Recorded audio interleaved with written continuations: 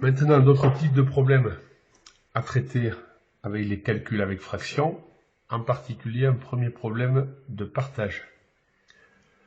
On va lire l'énoncé. Samir a dépensé 2/3 de son argent de poche pour acheter un CD et le quart pour aller au cinéma. La question est de savoir quelle fraction de son argent de poche lui reste. On peut représenter ce problème-là comme étant le partage de son argent de poche en 3 parties.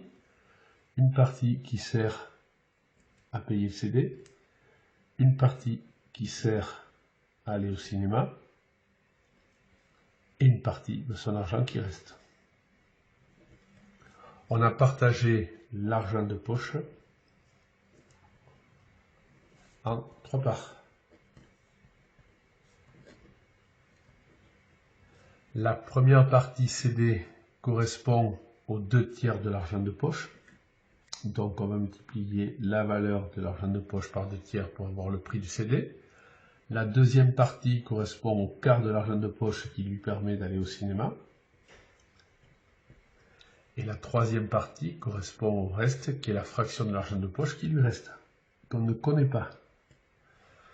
Quand on a ce type de représentation, on avait parlé que quand on ajoutait les 3 fractions du partage, on retrouvait une fois l'argent de poche. Cela signifie que si l'on ajoute ces 3 fractions-là, on va donc retrouver 1.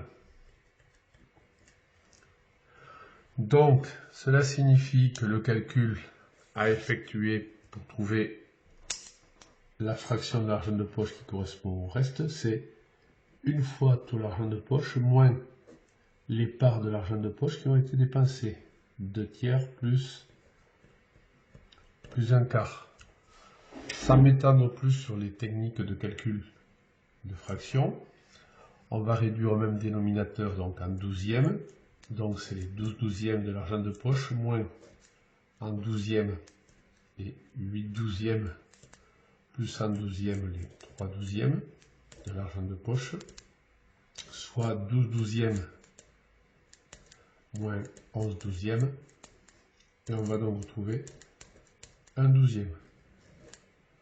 Donc il lui reste 1 douzième de son argent de poche. Alors, un autre problème que l'on rencontre et que l'on a déjà rencontré plusieurs fois, c'est quand on prend une fraction d'une fraction. On va revoir un problème de ce type-là. Dans une classe, 2/3 des élèves sont des garçons. Parmi ces garçons, 2/5 portent des lunettes. La question est de savoir quelle est la fraction des élèves de la classe qui sont des garçons qui portent des lunettes. Donc, on va... Ici, le problème peut se représenter comme sous la forme suivante. On a dans la classe des garçons d'une part, et bien sûr les autres élèves sont des filles. On pourrait aussi dire dans la classe qu'une fraction de la classe sont des garçons. On sait donc que ce sont les 2/3 des garçons, 2/3 de la classe pardon, qui sont des garçons. On pourrait aussi compléter donc 1/3 des élèves de la classe sont donc des filles, puisque 2/3 plus 1/3 égale à une fois tous les élèves de la classe.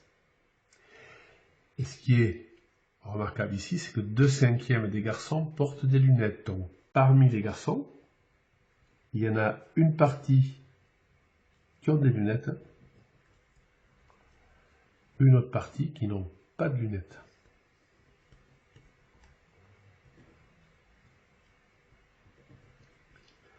La fraction des garçons qui portent des lunettes sont les 2/5, donc on va multiplier le nombre de garçons par 2/5 pour retrouver le nombre de garçons qui portent des lunettes ici.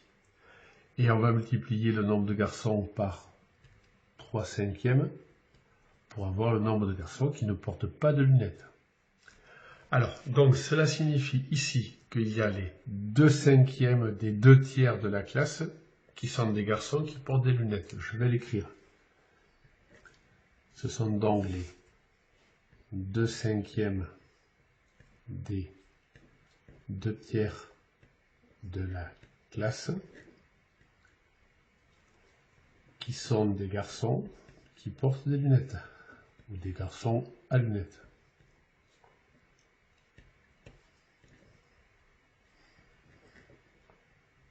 Et on avait dit que prendre une fraction d'une fraction, c'était multiplier. On peut retrouver cette opération multiplication sur le graphique, sur la représentation avec l'arbre, ou quand on aura deux branches qui se suivent sur l'arbre, alors on multipliera les deux.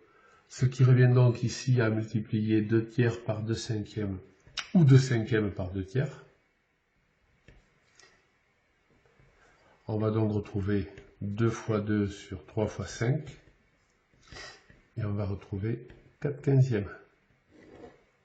Cela signifiera donc que 4 quinzièmes des élèves de la classe sont donc des garçons qui portent des lunettes.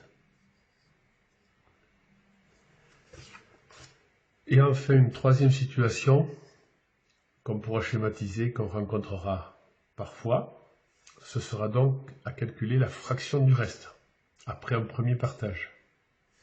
On va retrouver ici cette situation. Louis a mangé 3 cinquièmes d'un paquet de bonbons, Alice mange les 2 tiers du reste. Donc Alice mange une fraction du reste. Donc la question est, quelle est la fraction de tout le paquet qu'Alice a mangé? On va représenter cette situation par un arbre. Au départ, nous aurons le paquet de bonbons.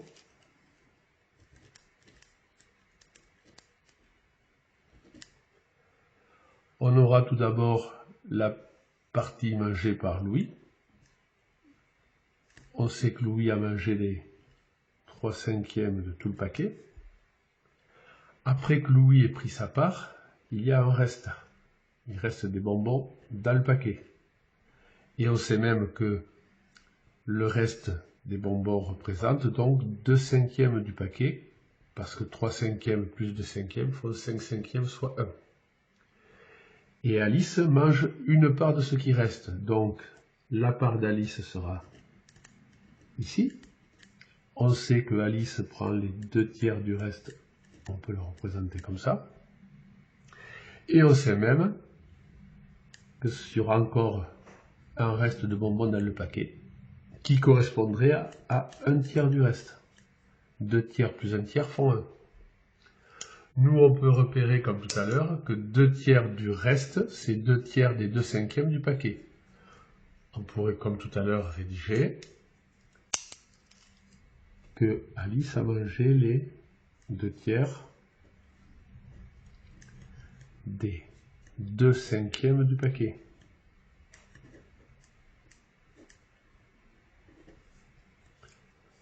Ou bien, comme tout à l'heure, on peut repérer les deux branches qui se suivent ici, qui impliquent qu'on va multiplier les fractions trouvées sur les deux branches qui se suivent. Soit, le calcul à faire, ce serait donc 2 tiers fois 2 cinquièmes ou 2 cinquièmes fois 2 tiers. Et comme tout à l'heure, il n'y a pas de simplification. On peut donc multiplier les numérateurs et les dénominateurs pour retrouver 4 quinzièmes. Alice ici a mangé donc les 4 quinzièmes du paquet. Pour utiliser cette vidéo, n'hésitez pas à mettre en pause le déroulement de la vidéo ou revenir en arrière et reprendre les explications. Merci.